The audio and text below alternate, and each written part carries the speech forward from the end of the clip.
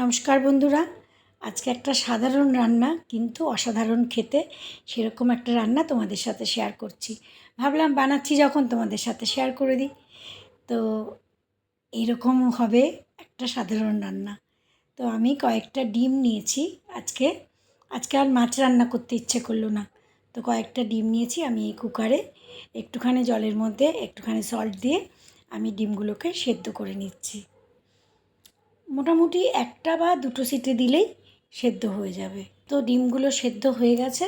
আমি খোসা ছাড়িয়ে এরকম মাঝখান থেকে অর্ধেক করে কেটে নিয়েছি। অর্ধেক করে কেটে তারপরে ওপর থেকে একটুখানি লবণ ছড়িয়ে আর একটুখানি হলুদ ছড়িয়ে দিচ্ছি। এবার একটা মিক্সারের জারে আমি কালো সর্ষে নিচ্ছি 1 চামচ আর একটুখানি। আমি কালো সর্ষেটা একটু কম ইউজ করি, সাদা সর্ষেটা খাওয়া কালো সর্ষের থেকে ভালো। কিন্তু যেহেতু ওই স্বাদ, বাঙালিদের স্বাদের তো অন্ত নেই, তো ওই জন্য বিভিন্ন রকমের স্বাদের রান্না। তো আমি সাদা সর্ষে নিলাম 1.5 চামচ মতন, আর কালো সর্ষে নিয়েছি 1 চামচ আর একটুখানি। আর এর মধ্যেই দিয়ে দিচ্ছি কাঁচা লঙ্কা 2-3টে, আর একটুখানি 1-2 চামচ লবণ। সর্ষে কখনোই লবণ ছাড়া বাটতে নেই, তাহলে তিতো হয়ে যায়। এবারে আমি এই সাদা সর্ষে কালো সর্ষে এগুলোকে আমি মিক্সারে ভালো করে গ্রাইন্ড করে নিচ্ছি। খুব ভালো করে গ্রাইন্ড করতে হবে যাতে খোসাগুলো না থাকে, আর যদি খোসা থাকে তাহলে খোসাটা ফেলে দিতে হয়। এবারে গ্যাসে কড়াই বসিয়ে দিয়েছি। কড়াইতে পরিমাণ মতন তেল, পরিমাণ মতো না, একদম ডিমগুলোকে আমি ভাজবো, কিন্তু খুব অল্প তেলে ভাজতে হয়। ডিম ভাজার সময় একদমই বেশি তেলের দরকার হয় না, অল্প একটু তেল দিয়েছি। তেলের মধ্যে আমি ওই যে অর্ধেক করা ডিমগুলো নুন হলুদ মাখিয়ে রেখেছিলাম, এগুলো এক এক করে সবগুলো ভেজে নিচ্ছি। অর্ধেক করা ডিমগুলো ভাজা হয়ে গেছে। এবারে কড়াইতে আর একটুখানি তেল দিচ্ছি আমি। খুব বেশি তেল যে তা নয়, তবে আমি সর্ষের তেলে রান্নাটা করছি আজকে। তো তেল দিয়ে দিয়েছি। এবারে একটুখানি কালো জিরে ফোড়ন দিচ্ছি, খুব সামান্য কালো জিরে ফোড়ন দিয়ে আমি ওই যে সর্ষেটা যেটা আমি বেটে রেখেছিলাম সেই বাটাটা দিয়ে দিচ্ছি।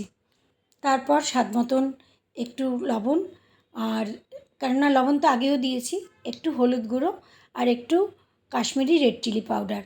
আর এখানে কিন্তু আমি পেঁয়াজের ব্যবহার করছি না, 1 চামচ রসুন বাটা, এটাতেই খুব ভালো গন্ধ হয়। তো রসুন বাটা এই সর্ষের সঙ্গে, সাদা সর্ষে কালো সর্ষে এর সঙ্গে দিয়ে খুব ভালো করে কষিয়ে নেব। এবারে মশলাটা প্রায় কষে এসেছে, বেশ শুকনো হয়ে গেছে। এবারে আমি অল্প পরিমাণ মতন অল্প করে জল দিয়ে দিলাম। জলটা ফুটে উঠবে, তারপরে আমি ডিমগুলো এর মধ্যে দিয়ে দেবো এক এক করে। মশলাটা খুব ভালো কষে গেছে, আর জল দিয়েছি, জলটাও ভালো করে একদম মশলার সঙ্গে মিশে খুব ভালো করে শুকিয়েছে।